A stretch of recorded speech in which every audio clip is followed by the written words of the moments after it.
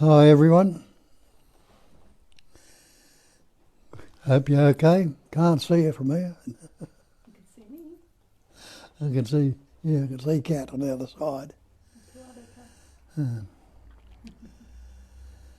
Well, it's the same thing we point to all the time. And you might get bored with the way it expresses, but when it's only the one essence, it's only all we can talk about, what they call non-duality. Non-duality meaning one without a second, not two.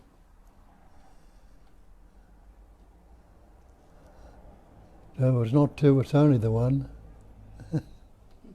We keep pointing to the one.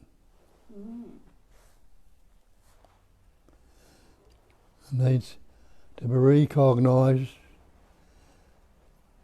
as that is the base of all the seeming things that appear in it. And it never changes. And the pattern, shapes and forms in which it vibrates as they come and go, they're not the real. Like say you go outside of a morning, like it is this morning over here, you see clouds in the sky. They're not the same clouds that were there yesterday. The sky is not the same. Not the same clouds that were half an hour ago or an hour ago. And there can be birds flying across them also, planes flying over.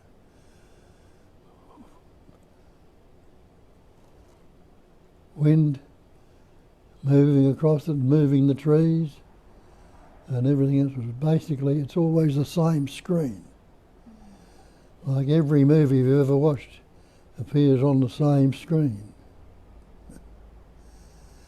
The screen's never contaminated or corrupted by anything that appears in it. Okay, well now the basic sky is space.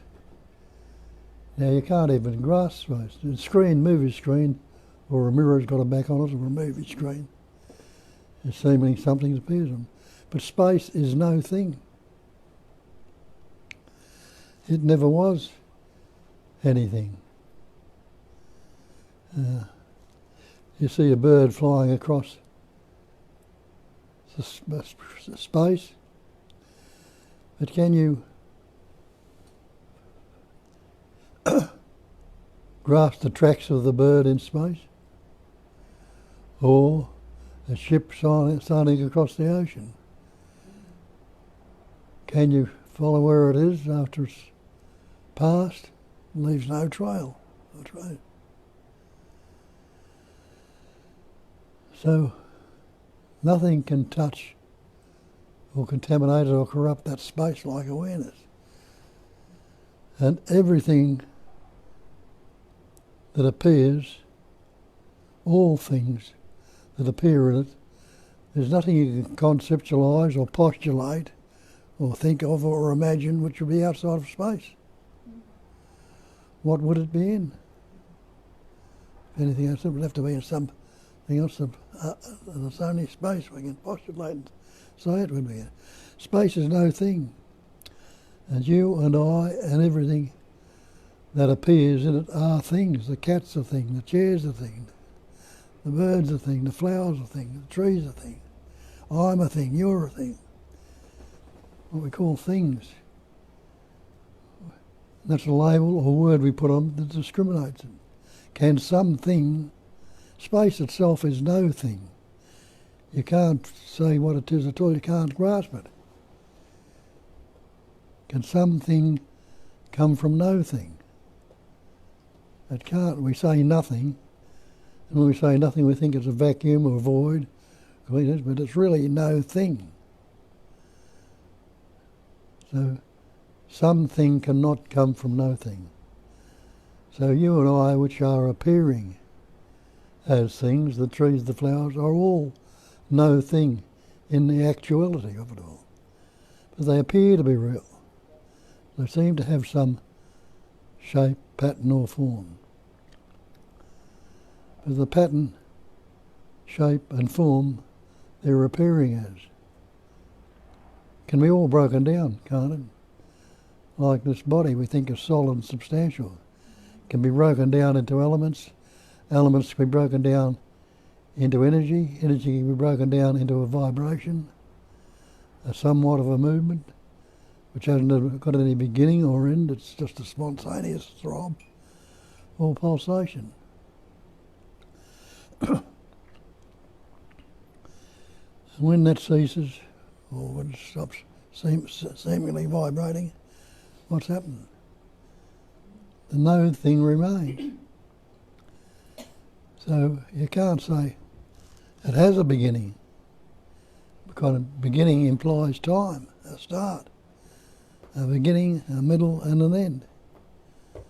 But when you look at time, when does now begin? When does time begin? Can you grasp time as something solid and substantial? You can't. It seemingly has a beginning and an end. And where's all the problems coming from?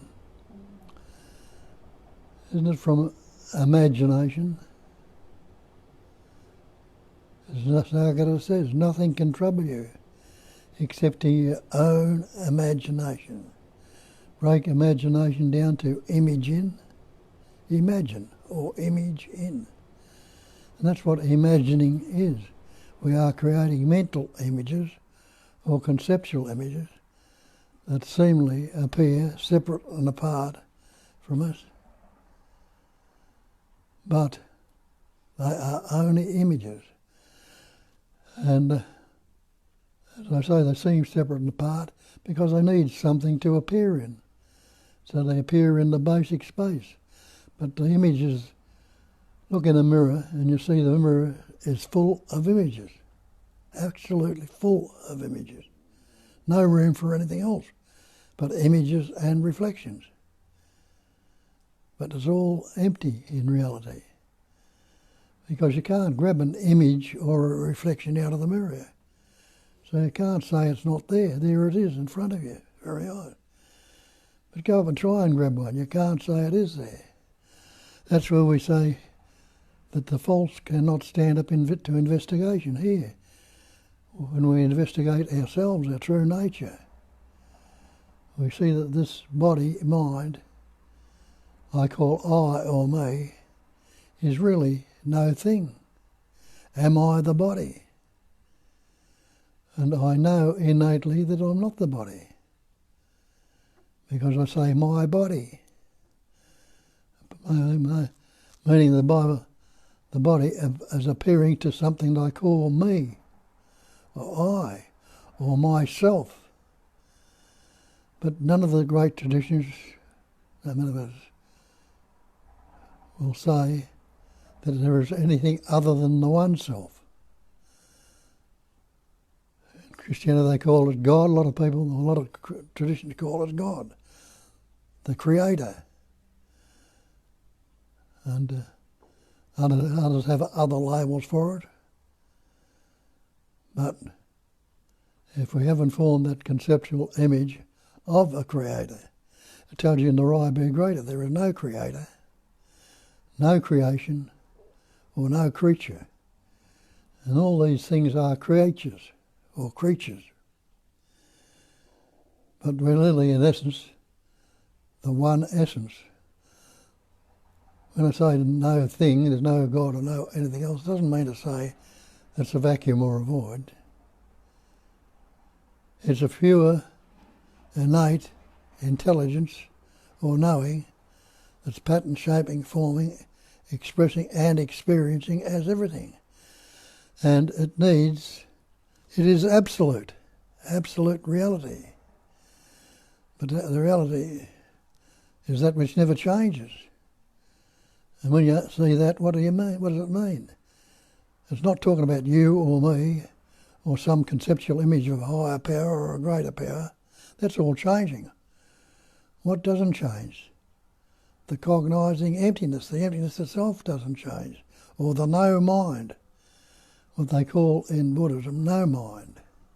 No mind is that pure functioning without any imaginings or conceptualisations going on in it, or not any patterns, shapes or forms, or pictures or images going on in it. But it's still no mind, whether they appear in it or not. But we take it too, then we give it the label mind. This is mind. Or something, make out that there's something in there. But it is, to try and describe it, as a wondrous intelligence or knowing. The way it patterns forms implies what this word intelligence, the meaning of that intelligence is. It's a wonderful seeming creation. A seeming creature and a seeming creation. And in wondrous ways it can shape or form. It's amazing and wondrous. But it's all that one essence, just like the artist creates some beautiful pictures or drawings or whatever it like to be. But where did they come from? Seeming through that pattern you call the artist. Now what could that pattern, the artist, do without that life energy in it? And without that life, what could anything do with that pattern that's formed, that life energy has formed that pattern? Didn't have the nerves, the sinews, the heart, the lungs, the breathing, and the brain through which these wondrous images can come to. So all those things are there, but cut up a brain, what can you find in it? Nothing. You know. And can you find a mind when you cut up this body? You can't. So where's that innate intelligence? It's still the spaciousness, it's still the emptiness. And not like Nisargadatta says, nothing can trouble you except your own imagination. You see, when there's no imagining going on, there's no thing there, what's the problem? But it's pretty ordinary, pretty everyday, boring. But when it becomes that seeming life is expressing through it and forms all these wondrous patterns, that's our problem. We take the pattern, the shape and form to be real. And things real, then it becomes a problem to it. Because with the mind and the reasoning and the thinking going on, expressing through this body, which is just nothing but vibrating energy, we take it to be good or bad, pleasant or painful, happy, sad, loving, hating. Put all these different concepts on it. But it's still the one vibration. It's not vibrating as two. As I say, it's all, I use the term no one-ended stick. It's all a one stick.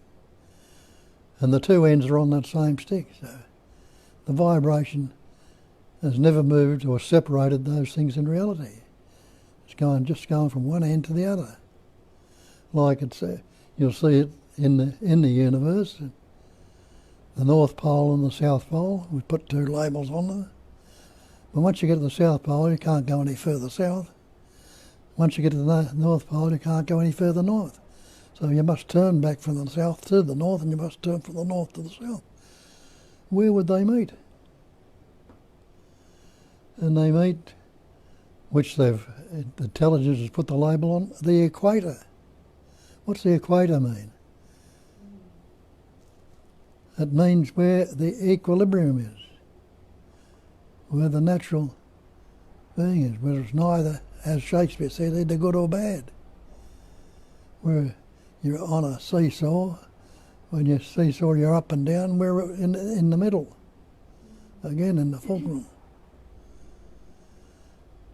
So though it's appearing dualistically, it never has been dualistic, or never can be, or never will be. It never has been anything substantial or real in the appearance. And if we didn't have these minds or brains, didn't formulate, where could the imaginings or the appearance take place? They don't take place in the absolute. And they take, the screen can't recognise itself, and there's something seemingly outside it to appear in it. So it forms these patterns and these vibrations. So when it's all boiled down, you and I and everything else are that. And all these words that are coming out now are that. And the words are not the real. Words are something that's been acquired by these patterns, picked up. Have a look at it. Can you remember your birth? You were so-called being born. But you can't remember your birth. Why can't you? You can remember a lot of other things in your life and the many things you want, but you can't remember your birth. You can't remember it because you had no words. And for the first couple of years of your life, you had no words. So it's the learning of the words which enable us to discriminate this. And discrimination comes up as thoughts, feelings, emotions. And that's what Shakespeare told you, nothing either good or bad, but thinking makes it so. The words are not the thing. Take the word water. Can you drink the word? Can you swim in it? The fire doesn't burn your mouth, the word fire. The word, all these words, the meaning we put on them, are not the actual. They're a label. With a label we put them to discriminate it, because you can't keep going on and saying, oh, it's all that, that is all there is. We haven't got any other words or labels to put on it, well, we don't have to say it. It is that. And that is a chair, that's the carpet, that's the tree, that's the flower, that's you, that's me. So it's already that. But to discriminate it further, to separate it, we put words. That's the tree, that's the flower, that's you, that's me, that's this, that's that. Everything is that. It's the Mahavaka, the great mantra. And we know that innately because we say that. But we discriminate it because we're utilising these words to reason. The capacity of reasoning develops in us. And to work things out with reasoning, which we work many things out with reasoning, it's very useful and evolving and that, but you've never worked out the answer to life. And you won't, because try to grasp it with a concept. We've put many concepts on it in many ways what we think it is. But you can't, because it's non-conceptual, ever fresh, presence awareness. It is this presence right now, and presence is not the past or future. It's the label we put on it. It's this immediacy, and even that is another label. None of those labels fit it, but it's just isness. And even that doesn't fit it because you can't say it is or it is not. So there's no word can grasp it. We use words to discriminate it. So it's everything is real in its essence, but not as it appears. In its essence, it's real. As it shapes and forms, and the essence of it all is real, pure light or energy or intelligence. I call intelligence energy. Real as that. That is its reality. When you say, I am that, you're putting a label on the reality, which is that.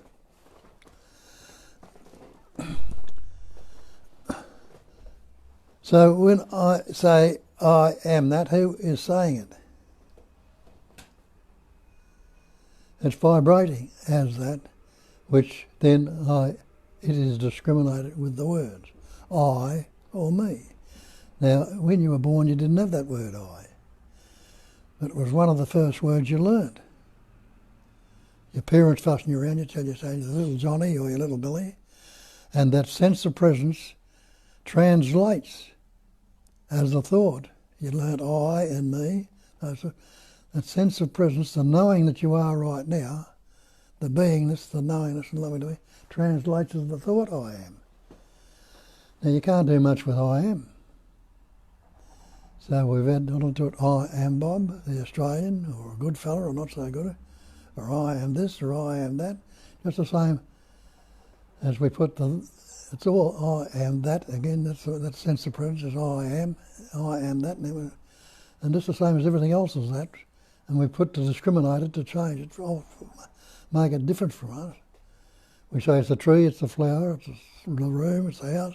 Or we say it's me, this body, or this mind, or that mind. It's still all the one essence.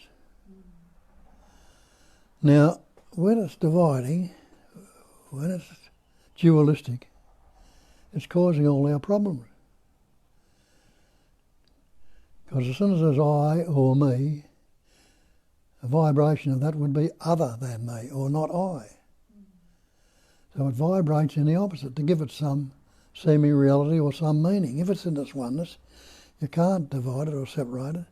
So it seemingly needs to be divided or separated to give it some reality whatsoever. But as soon as we're doing that, we're in trouble. Because naturally, when a little child sees something that reasons that's not me, or that's not my I, because he hasn't been pointed to the non-duality of it all, he feels fearful and unhappy and insecure and depressed. And all our suffering comes upon that. Because if you're feeling unhappy or depressed or jealous about it or envious about it, you've got all these sensations or feelings now, which being reinforced become real. And they cause constricts or in the body, or all sorts of sensations in the body. And that body constricts around them or around them, it tries to escape from them, and the mind. And all our psychological suffering comes about because of that.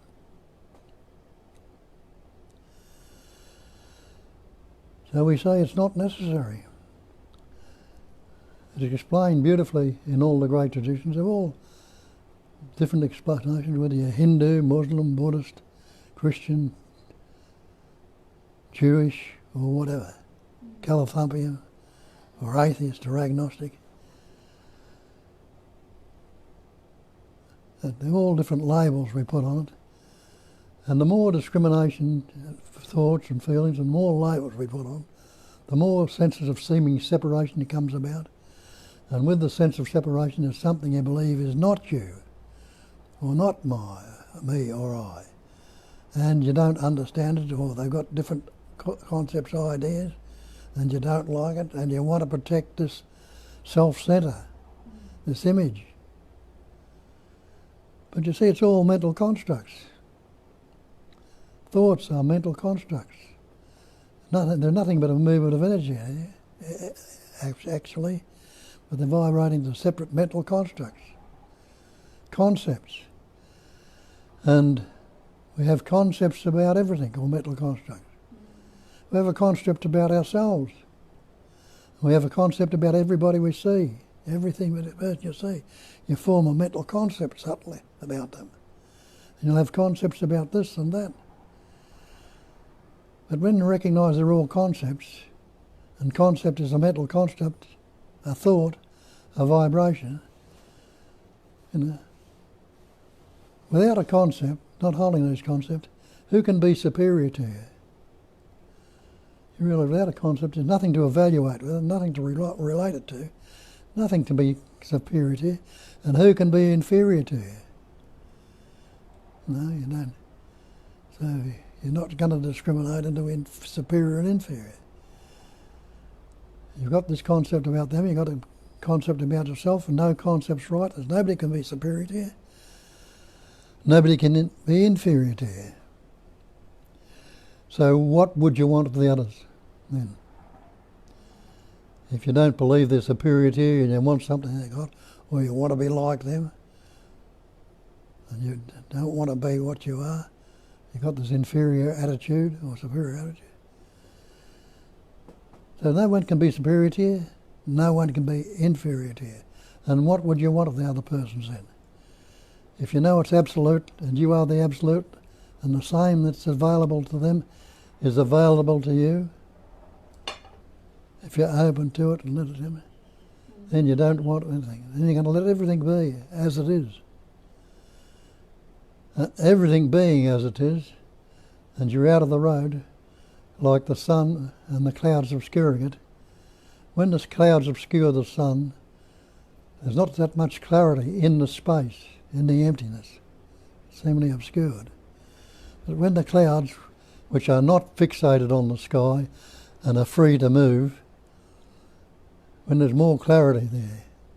And the same with we realise there's no thoughts or concepts fixated in your head, and let them be. There'll be much more clarity there. And that clarity will be the spontaneous awareness that functions as the consciousness and as everything that's in the consciousness. Awareness is just another label, which we think with something that is awareness, and we think there's something that is consciousness. They're both labels. But consciousness is existence. You know you are existing right now, you can't negate it. And that existence is utterly aware, it's totally aware that it exists. So awareness is primary, that's that which first, and then the consciousness comes upon it. And then the personal thoughts and ideas and images come upon into that consciousness. And the sense of separation and belief in it all goes on. And the world goes on as it is. Now, it doesn't mean to say we have to abandon thinking. Thinking can be very useful. It's worked out so many things in the mind. But the answer to life you can't work out. The answer to that reality, the actuality, you can't. Because it's mind trying to find out what mind is. And it can't happen. It's like blood trying to wash away blood. It won't happen. So,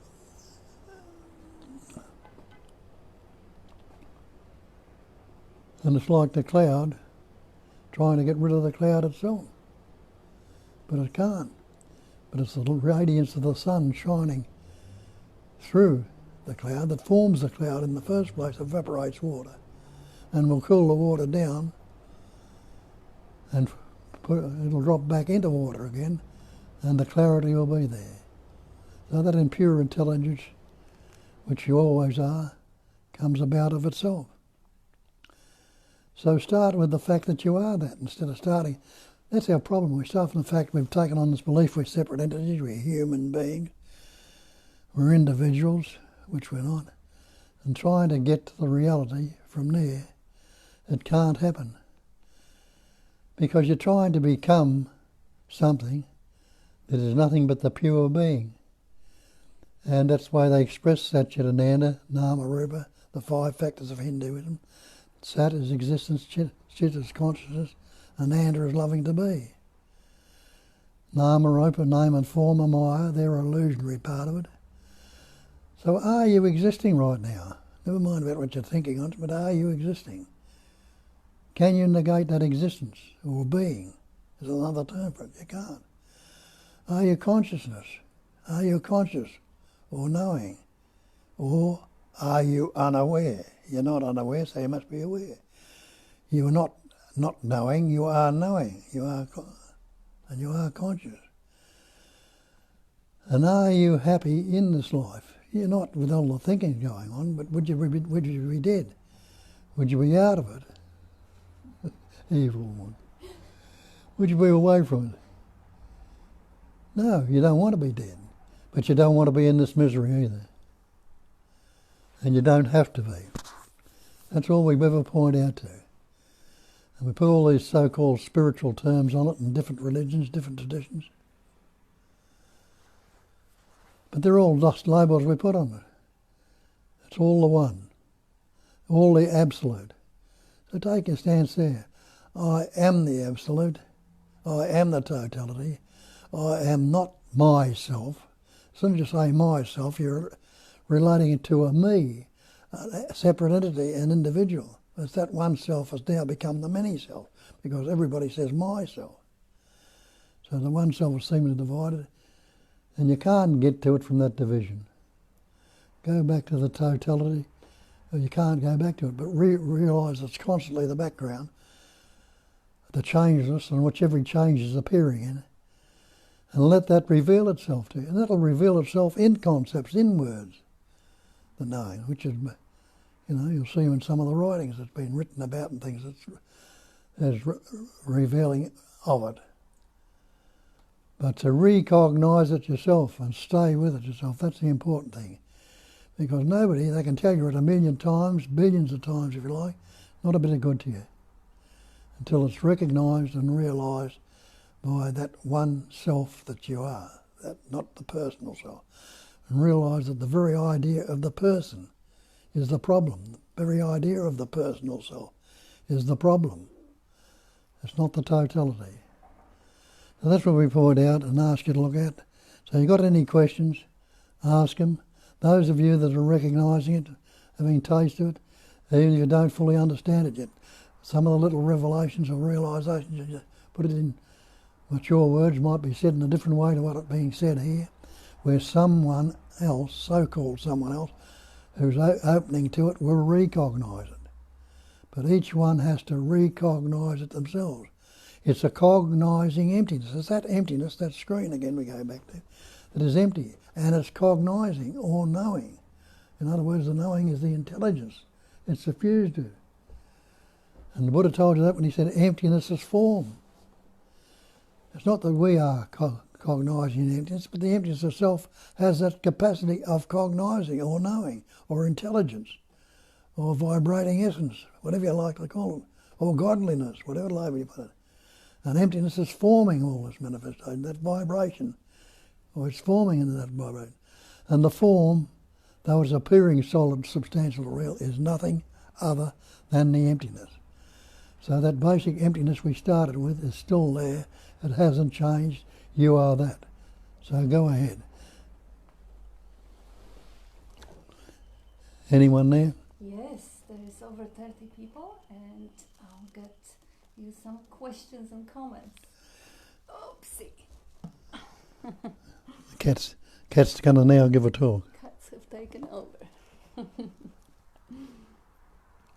Yes, so there was a question first. The question was on the beginning, and it is a good and important question that people often ask. And that was from God Potter. The question, in deep sleep, where is I am? To say I exist, I must be there. For witnessing it, in waking state, I can say I am, but in deep sleep, where is the I am? The I am is gone. I am as a concept, as a thought. Yeah. But you haven't disappeared in deep sleep. Have you stopped breathing? Has your heart stopped beating? Have your hair and fingernails stopped growing? Food stopped being digested? All the functioning is going on, but the thinking. And when you wake up in the morning, you say, I slept well. How would you know if that awareness wasn't there? There's an awareness then of your unawareness. You were unaware in deep sleep. There was an unawareness there. But the unawareness is just the other end of awareness. Isn't it? So it's the same essence, but we call it awareness, and there's no such thing as awareness, just the same as there's no such thing as consciousness. You can't tell me what awareness is. You can't tell me what consciousness is. Wakefulness or awareness or knowing. It's pure knowing or being. Pure being, knowing and loving to be. And you are that. Yes, so thank you for the question, and hello everyone. This question I would also like to point a couple of aspects on, because it's quite often asked, and it's a genuine curiosity that makes people ask this question. Of course, where is the I am when I'm dead, or where is the I am when I'm in coma, or where is the I am when I'm sleeping? And where was it before you were born? Where was it before you were born? Yeah, and then again, it begs for the definition. What do you mean by I am? Is that a concept, a thought? Is that a sense of presence? Because if it is the basic sense of presence, can you say the presence, the sense of presence is not there when you are in sleep or coma? You can't say, because you don't remember. And the fact that you don't remember, it only signifies that some, languaging network is off, is sleeping. So you can't say that when the computer is off, that the power is not available there. Or, you can say the power is not there, but the potentiality of the power is there. And another aspect, which is probably the most important, and I don't want you or anyone to feel brushed over by hearing it, but it may resonate deeper. Asking that question, how is it relevant right now? Because we always go to the mind and ask, but what if? What when? What when I am dead? Or what, it is not a present reality. Non-duality deals with that present reality. Every attempt to solve the puzzle of what will happen when or if in some other time than present moment is beautiful, genuine curiosity, but it takes you right to the thinking, right to the working things out in the mind. It's just worthy of noticing how much we want to resolve theoretically and find the logical answer to. Nothing wrong, but is it really relevant? Is it really important to know? When you are in a sleep, ask the question then. But when you are in a sleep, you don't have any questions, so you don't have any problems. So the idea of where is the I am doesn't show up. There is no need for the answer. The need for the answer is when there is a theoretical, detached from life and from the present moment situation now brought up here. And it is not to say that you should not ask questions. If the questions come up, please ask them. It's just another aspect. The fact that you don't remember, it doesn't mean that it wasn't there. And again, as Bob pointed out, the power was on. The heart was beating. And even that we project in this moment onto the past that is only existing conceptually. Because last night is not the reality of the moment. I can now believe it into existence. Oh yes, it happened. And by the assertion of it happening, I project it right now into the past. So that's a good question. Bring them up when they come up. But yeah, just see what they do to the presence, how they obscure the livingness of this moment and take you back to the head, to the conceptualizing. Because there was another one. Yes, another from God Potter. Beingness as I am is in waking state. And what about non-beingness? Is it in deep sleep? What about non-beingness? Still the same stick. Yeah. Beingness, you believe there's something there. But in non-being, on the other hand, I think there's no thing there. Yeah.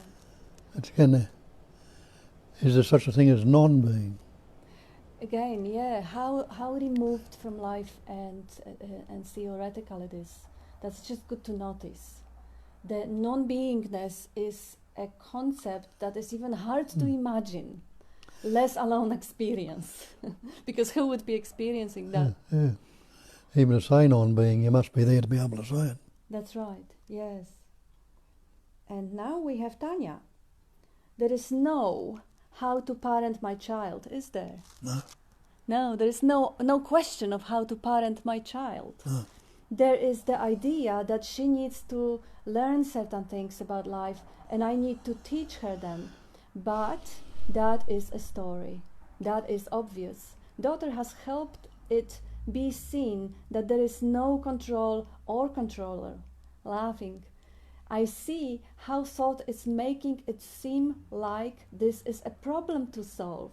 This will happen exactly as it does and can't and doesn't need to be any different. Beautiful. There also is a subtle idea that there is more to be seen. There is no Tanya, no inside, outside, no body or mind. There has never been any separation. Thank you. Yes, beautiful. Yeah, that's it. Apply it to life, to parenting. I can't teach you anything and I can't tell you anything. All I can do is point toward and ask you to look and see for yourself. When you look and see for yourself, a natural recognition of it will come about and you'll know it's the truth, recognise the truth. If it's not, you'll see it's not the truth. And then it's yours. Yes. But to think you've got to learn something and say, that's what we're doing. We learn and believe we are the separate entity. Look at the trouble that's got us into. We learn, there's a lot of things you can, but what you resonate with mainly, and That's the innate intelligence recognised. Like Einstein says, I pondered on this problem for weeks and weeks and weeks. One night I went to sleep, and next morning it was there. Yeah. And all the pondering, he might have similarly got close to it, but he never found the end. And lots of others have said the same thing. It's when the mind is not, the spontaneous mind is not, that the reality comes about, it comes up and is recognised, and in different words probably than what you have said, you know. Yes. So it reveals itself constantly. If you let life, which you are, is life, let that live you and express and experience through you as you. And now Heyman says, when we see unreality of reality, we are happy beings. And Rohan says, Ramana Maharshi said, don't become bored with peace. Somehow we still put the label boredom on the experience and try and seek something else. How can there be boredom when there is no one to be bored? Beautiful. Yeah, this is delicious. Indeed, Heyman says. And Jessie says, you look younger after your birthday, Bob. Thank you, Jessie. Love you. And Heyman, I cannot discriminate Bob and flowers. And those who taught me words made me miserable, Heyman says. And John David says words were also used to point the reality. Yeah. Yeah, words are neutral. And Gospel, mind is perception of yourself. That's all. Mind perceiving mind. Look for that which witnesses mind. Yeah, look for that who is looking at the one who witnesses mind. Look for that who is looking at the one who witnesses mind. Yeah. You will ultimately land in the no location, in a place where you can't locate who is looking, where from is looking, because it is an emptiness that is cognizing. Yeah. It is this pure field of consciousness, cognizing, in which things are known, but there is no nowhere. And that's what I know. That's what you meant. Just I lost the track now. Yes, Brad says, just wanting to thank you for all your work. I'm not free because there is no one to imprison. I'm not free because there is no one to imprison. Yeah. Beautiful. That's right. Heyman says, I think, therefore I am miserable. Rohan Enjoy it, Heyman. Rohan says, Heyman versus Descartes. Had it... Descartes had it wrong. The wrong way around. It should be, I am, therefore I think. Yeah. In fact, he could have just stopped with I am. Who said that? That was Rohan. Oh, yeah, good. Yeah, That's right, Rohan. very good. Tanya, seeing that there is no one, it seems like there is nothing more to find. What had been looked for is found. It was never lost. Thoughts appear, but they are seen for what they are, just thoughts. There was the expectation that there would be no thoughts, but there is not the case here. Yeah, who had the expectation? Yeah. If there is no one home, who cares whether there are thoughts or no thoughts? And who has the thoughts now? Yeah, yeah. What's your next thought going to be? Yeah. Thinking happens. Comes about of itself. Yes. And whatever purifies you is the correct road. That is Heyman quoting Rumi. And now, what kind of flowers are those? Is asking John David. You mean the tulips here, or you mean these ones? Those are native Australian flowers. Bob got them from Ainsley on his birthday, and those are tulips from Tas, the other ones. And Jessica, how do I approach work without becoming attached? Well, who was approaching work? Jesse? Yeah.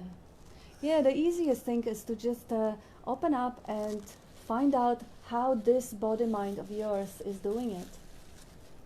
If it is attached, just see how the attachment forms as a pattern, how it strengthens and weakens. Everything is just a dance of... Yeah? Does he call singing work? He sings a lot, I think. That's the spontaneous joyousness that's coming up. Yeah.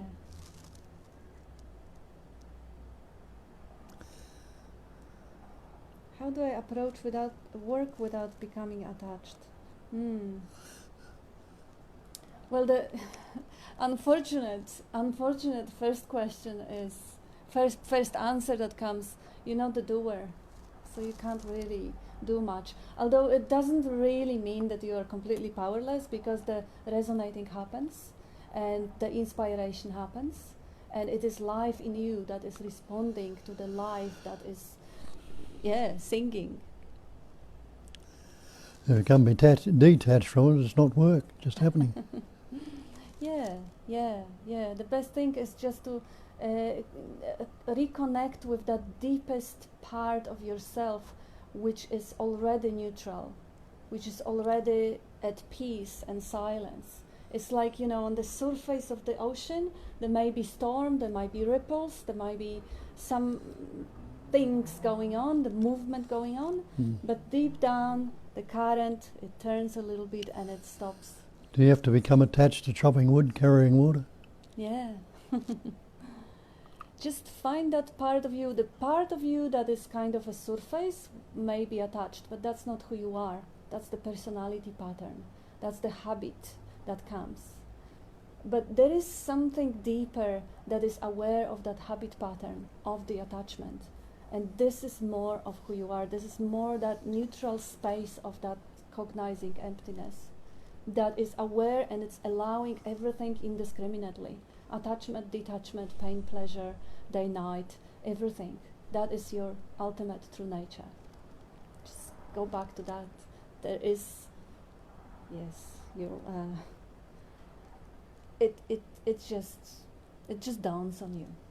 Just find the moments and acknowledge the moments in which it is already so, in which there is that peace, regardless of the attachment or detachment. And this will show up more. And we are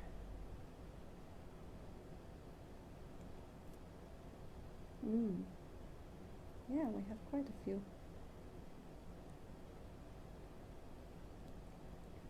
Deep sleep is not an absence of awareness.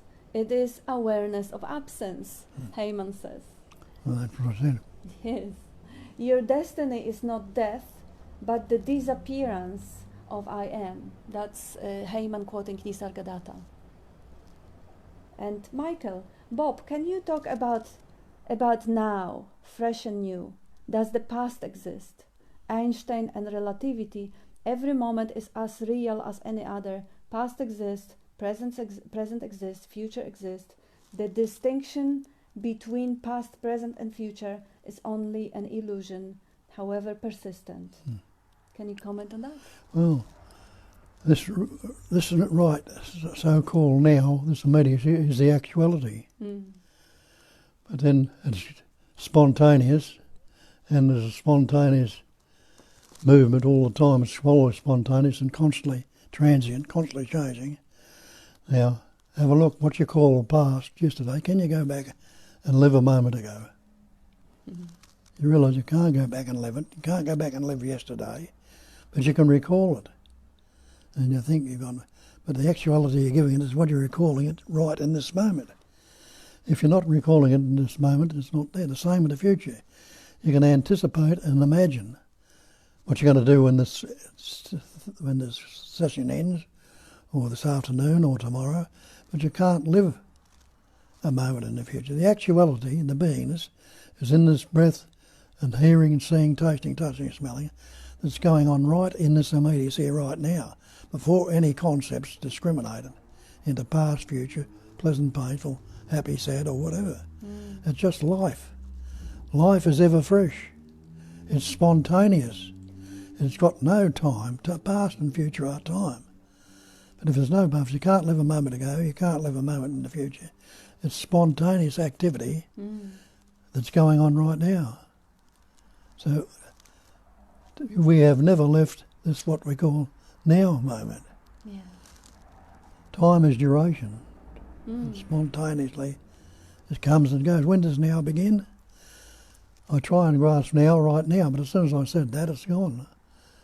And it's now again, and it's now again. So I don't have to think about it or wait for it. It's spontaneous. It's happening by itself. Always now, put the K on it, and it's knowing. Now, it's not knowing, it's knowing. And are you not knowing right now? No, you are knowing. So you are knowing. Yeah, I would add to this Einstein idea of distinguishing between past, present and future is only an illusion and everything exists. Yeah, we can say everything exists. We can also say nothing exists. Past, future, any concept, any idea, any model, any mathematical equation, all of it exists when you think about it. It is exists, it is experience. Yeah, that's the trouble is we separate it in everything and the nothing. Everything is nothing, nothing is everything. Yeah. Don't put the discrimination and we'll separate the separation of it. When no discriminating thoughts arise, as it says in the Xing, the old mind ceases to be. See everything in a different light. Yeah. Yes, all those beautiful concepts that you actually have to stretch your brain to to grasp and understand. They're exciting ideas, exciting theories. When you decide to believe in one and discard the others, you are a believer. And we were believers as humanity in the flat Earth, and it worked. Now we are believers in a round or globe Earth, and it works. One day we may be believers of other ideas, but still I would put on the primary focus the present experience with as little concepts to discriminate and label and describe as possible, because the moment you start using too much of that computing capacity, the seeing, hearing, tasting, touching, smelling gets less attention, and the life is not lived as fully as when all the senses are wide open. There is no such thing as if, there is only is. That's Heyman. And Jessica, we've been here. How do I approach work without work becoming attached? We've been here. It's mixing it again. This one we've seen as well. And John David, Kat, can you and Bob speak about the conviction of this understanding? It seems to have been an important aspect of this teaching for me. I have had to come back. I have had to come back time and again for the message to sink in. What Bob and you speak every week is my food. Thank you. Yeah. Well, do you know that you are, or do you believe that you are, or do you know that you are? You know that you are as an absolutely certainty. Yeah. Even if you say, "I am not," you know there's a knowing there that you are. That's the conviction. You're convinced, instead of trying to believe it or work it out or find it, you are convinced that I already am. Yeah. I'm not unaware, so I must be aware. I'm not unconscious, so I must be conscious. I'm not there, so I must be here. Yeah, and I see what you say with this. That's what's necessary, is the conviction. Yes, the stabilization, because often we kind of lose sight of the fact that you always are. You can't not be. I mean, it's always there. The obviousness of it is staring you at the eyes. But we often kind of tend to think, wait, was it something I was supposed to remember? Was it something that I forgot, and we just dig through the pointers? Which one is gonna shift that, that inner anxiety and leave us? Yeah, that was it. There seemed to be a period of that, and I remember myself having to come to Bob's meeting quite often and just get reminder and just have my eyes above the shit that I was sinking in. And yes, coming back to the obviousness of being, that's where you want the ultimate conviction.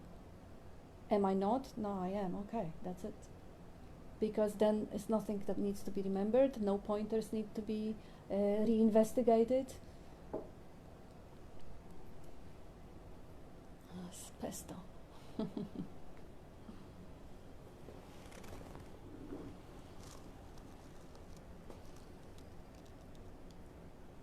Chatrav, awareness is still aware. In deep sleep, the mind is gone, but the body is sleeping. But if the body wakes during the night, the awareness will notice. That is how you know if you had a good night's sleep or not. The awareness is always aware externally. The body sleeps, the mind disappears, awareness remains the same.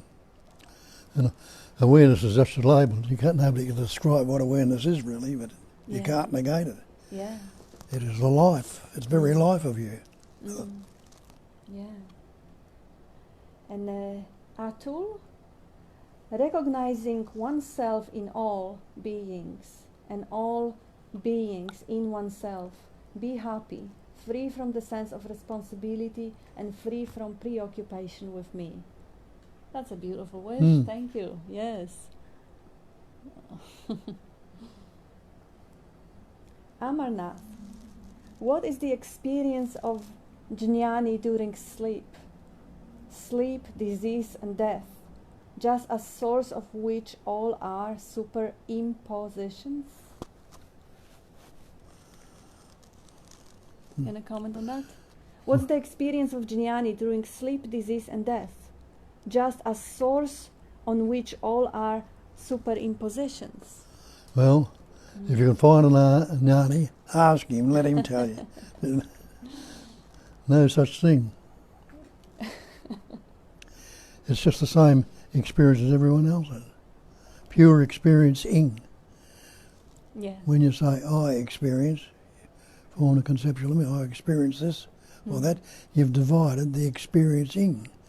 And the experiencing, like the seeing, the hearing, the tasting, is happening right now in this isness. Mm-hmm. So whether you're asleep or awake, or it's just what is.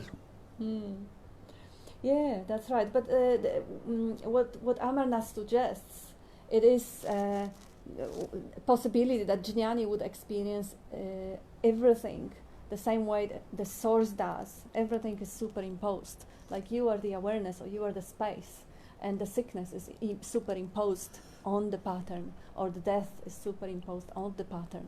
You can call it this way, I guess. I mean, why not? If that resonates. Tanya, no one has the thoughts. No one cares what the thoughts are. Laughing out loud. Yeah. Yeah, no one cares whether thoughts are there or not. Thank you, Taz, for flowers. Oh, Festus, thank you too. Thanking you too. And Atul, what is wrong is that you consider yourself to be limited to this body and shape. I'll move it a little bit.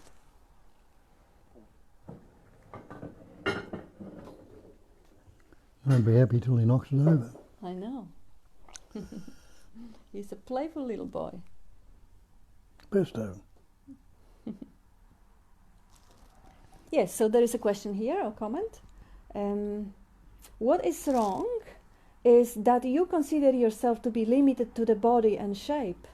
The knowledge I try to give is given to the knowledge I am in each of you, which is the same. If you try to get the knowledge as individual, you'll never get it. That's Nisargadatta Maharaj. Such a nuisance. Darling. If he hooks onto that and pulls it over. I know.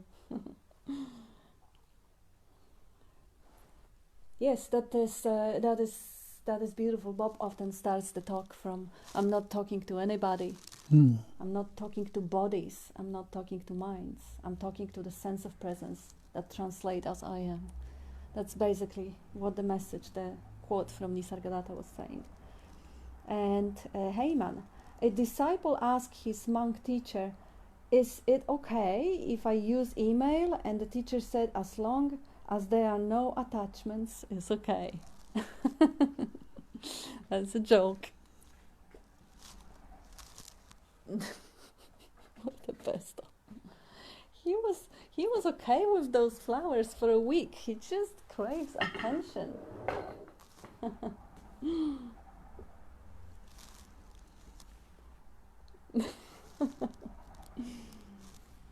Bill Loughlin. Work is just part of story. Another label has been used, all part of the fun. Yeah, work is an aspect of the whole dance called life, and it's we call it work. And Jessica says, thank you, very beautiful. And Taz, morning Bob and Kat, just struck me there that there is a me in mental illness. There is me who identifies, wants, rejects, hides, achieves, hopes, but never is. Taz has mental illness. Thank you for pointing to anti-Taz medication, Bob. That's a good way to look at it. Every self-center you could actually view as a self-obsession, as the mental illness, because it's totally not necessary for functioning. Like animals do very well without it. And it does create suffering. It does cause all the imbalances in the body, emotional, hormonal, all the, yes. What's the way out of it? Pause the thought. Yes. And investigate the sense of self. See if there is any body or any entity there or here or it's not. And now, Jessica, should I use mantra I am or I am that?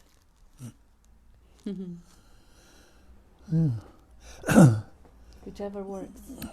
If you even need to use the mantra, because it is more about focusing on that sense of presence, on that existence that cannot be denied. Well, if the mind's troubling you too much, you can use a mantra. Of course, yeah. But Soham is the natural mantra that comes with the breathing.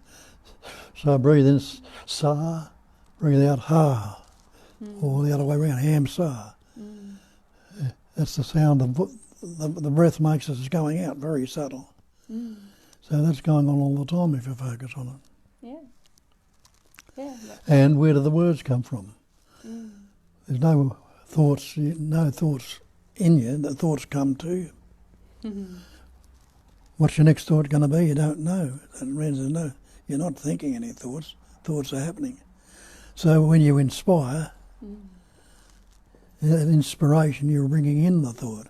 And if you let the thought that's trouble you ride out on the breath, just not fixate on it, but breathe it out. Yeah. You're rid of that thought when you say we can't get rid of this thought that's troubling us. Just breathe it out. Yeah. John David, joy is founded on something too profound to be understood and communicated. To be joyous is to be madman in a world of a sad ghost. Ghosts, Henry Miller. Joyousness is spontaneous arriving, isn't it? Madman in a world of sad ghosts. Atul Monga, past and future comes from present and present comes from the presence. Beautiful. Yes, that's a nice one. Heyman, we don't believe in the existence of reality. Reality exists simply because we believe it is so. There you go. Reality is all there is. There is no me to either believe or disbelieve. Yeah, Get back to that. Nothing can be grasped. What a relief. That's Tanya. Yeah.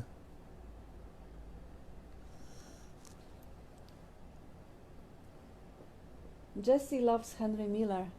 I never heard of him. Mm. Heyman.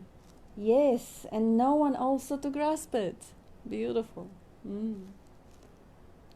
And Atul, if you remain in the source, the self, you can easily catch each thought as it rises. If you don't catch the thoughts as they rise, they sprout, become plants, and if you still neglect them, they grow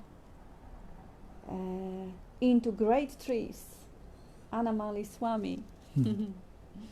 Yeah. Yeah, beautiful, beautiful images, beautiful analogies. Letting go of concepts is sadhana. That's gospel.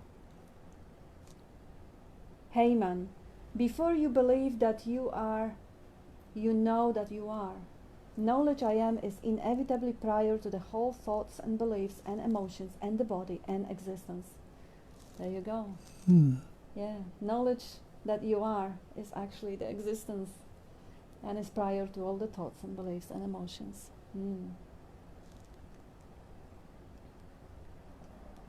Yes, Paul says letting go of concepts is sadhana.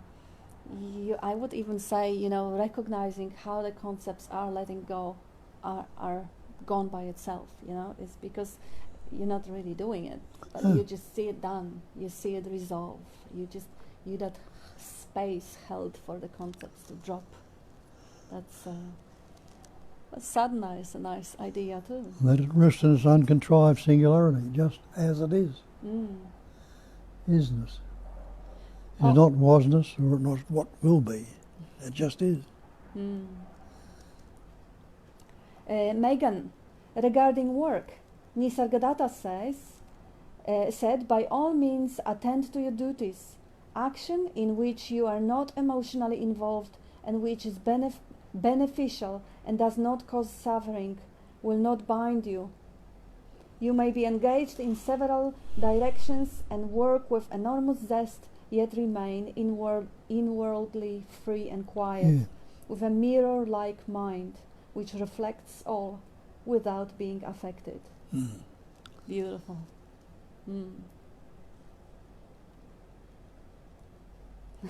Heyman says, Pesto is considerate cat. Yeah, he's very loving, and he really likes attention. Pesto's going for a trip to the river shortly.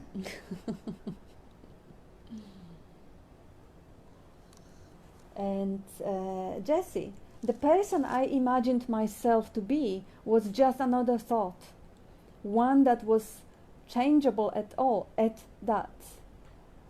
All is unfolded by intelligence energy. No person exists to direct anything. Beautiful. Beautiful. Good on you, Jesse.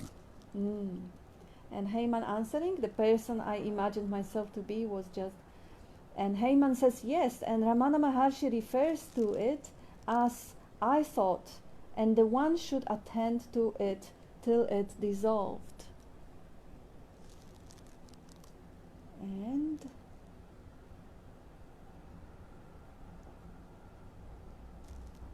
Catherine says thank you and sends love for herself and James. Love to you both. And they were much more love messages, and I just highlighted again. Thank you. We really appreciate every good morning and every heart. This is really heartwarming and beautiful. I just don't read it here because we want to focus on non-duality pointing, but I assure you that after the lunch, Bob is going to go through it and see who was with us and who exactly pointed and sent which greeting. So it is not forgotten. It is fully appreciated. Thank you. I'm not an entity. I am totality, says Heyman. Yeah. That's right. And Julia, I had a recent experience in a loony bin. Some identifying happened and was delighted with the effectiveness of noticing that there is no me to be special. Cool.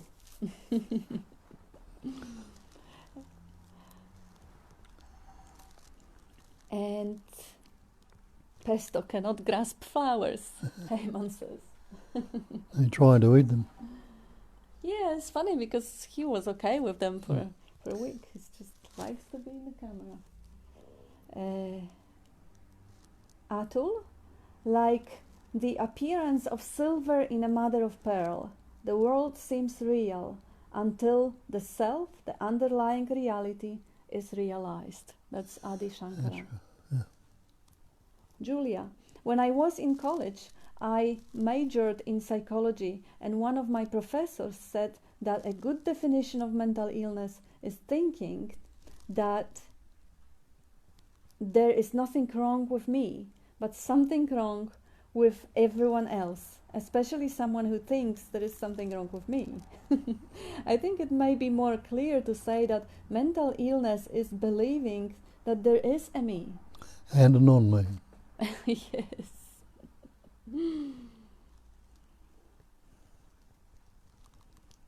And I think that was it. I'll just scroll through it in case they kind of jump all over.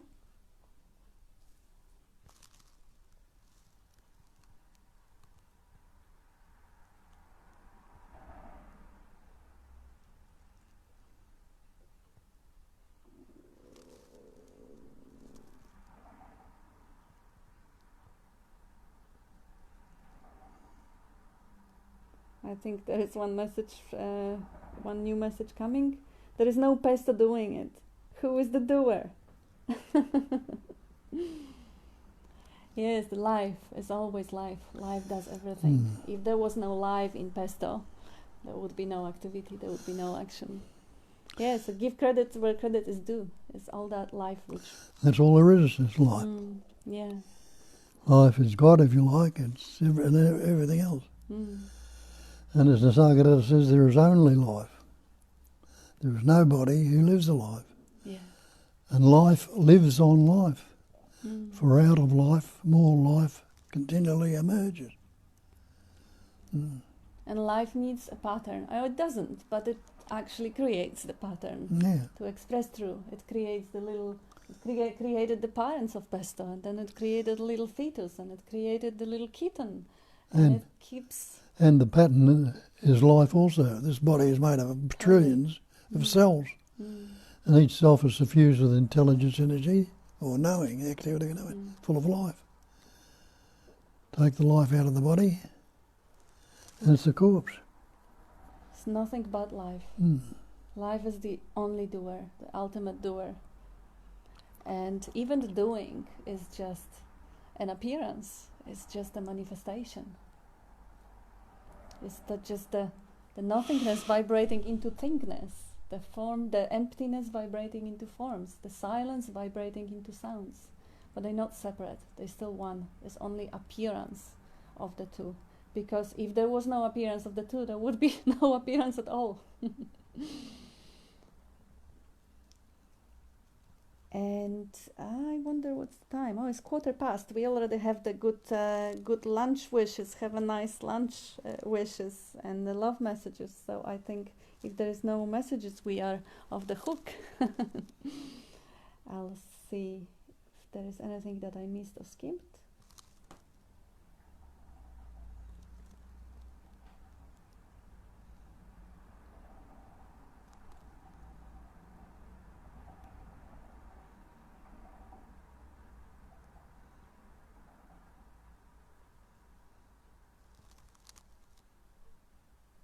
Nothing to be grasped. What a relief, says Tanya.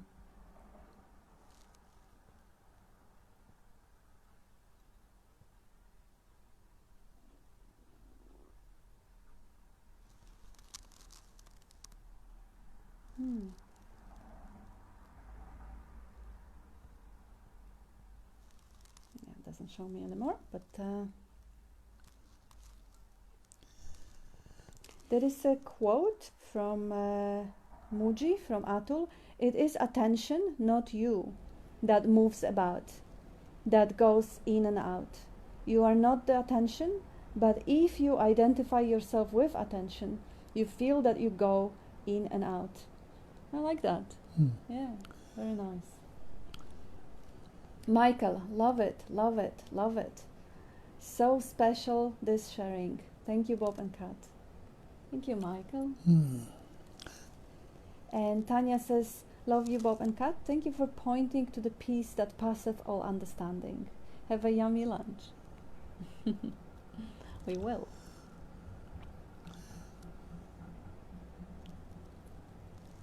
Yeah, I think that's... that's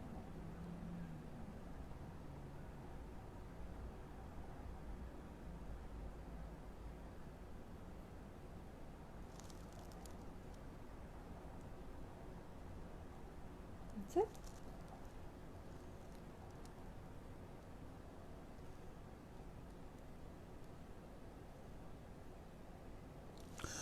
Yeah, well, thank you all for your input. Some Yeah. beautiful questions there, and there's been no person that's asked one of them.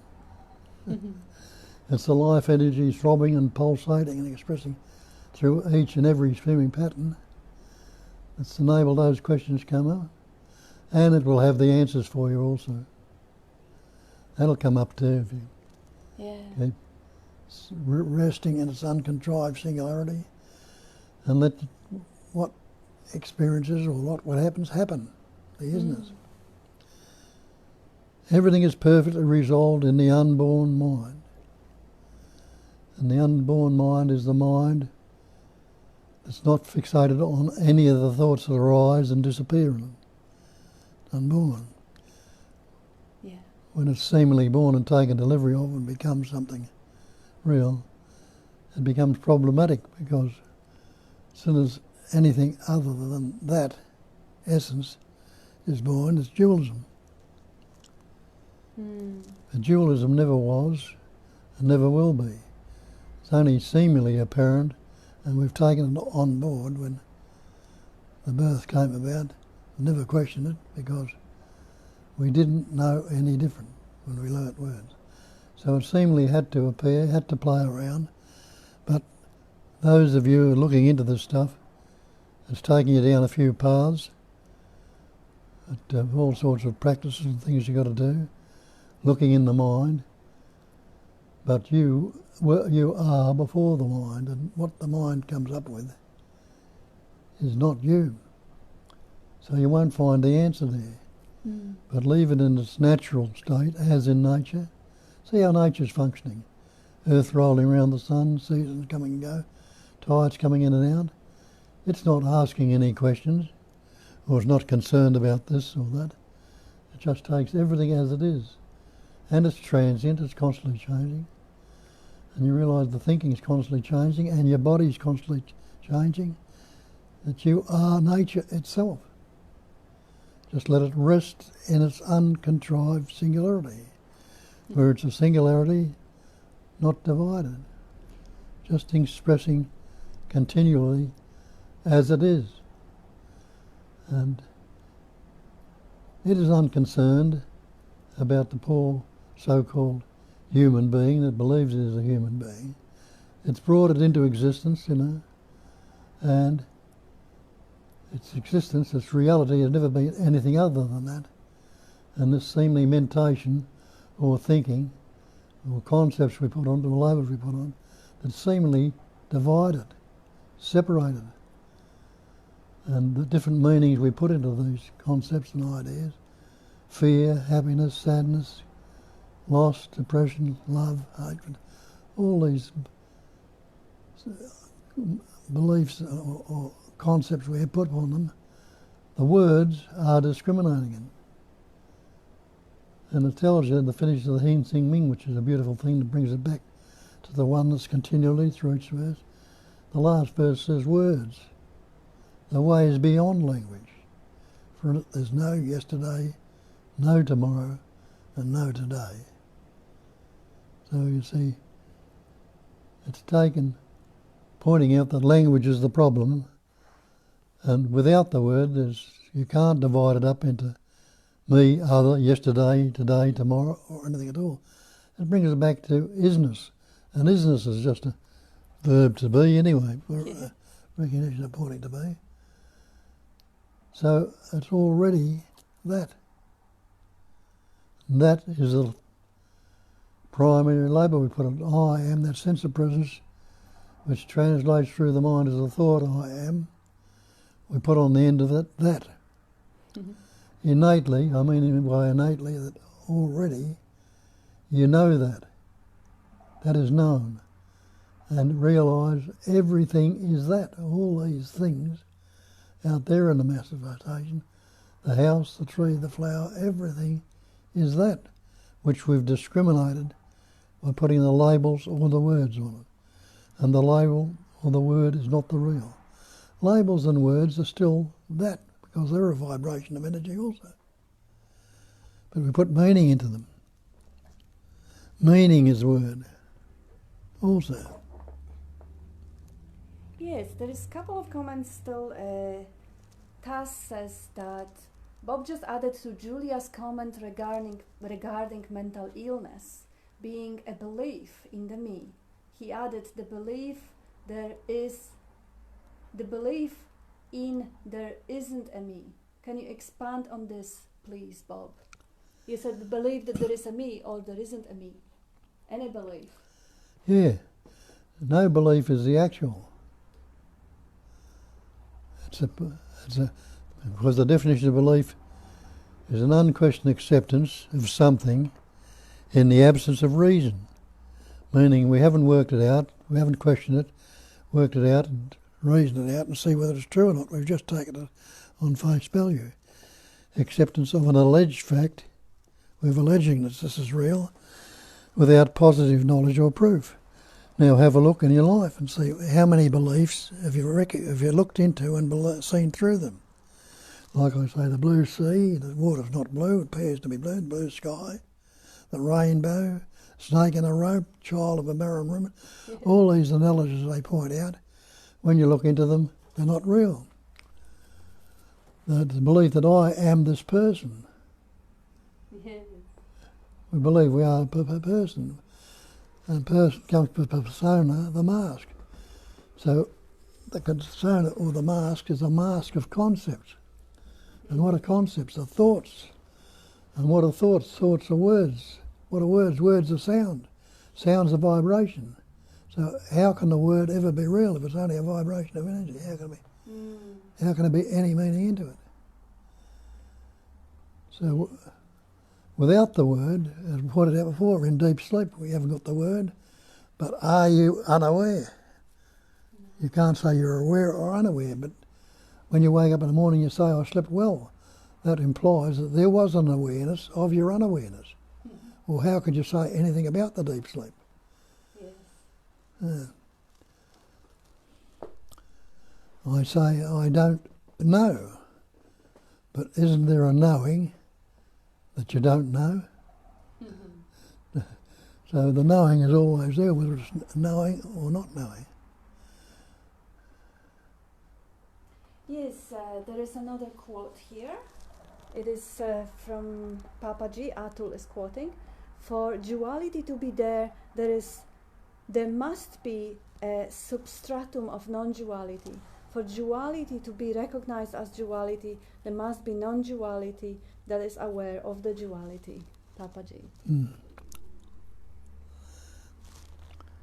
So there can't be one without the other. There can't be duality without non-duality. There can't be non-duality without duality. Yes. Can't be good without bad. Can't be bad without, can't be pleasant without pain. So it's all one stick. I like about it. All one-sided coin. There's no one-sided coin. Each coin has got two sides to it. So Atul says, life unfolds naturally, no hurry. Yeah. Beautiful isness, says Jane.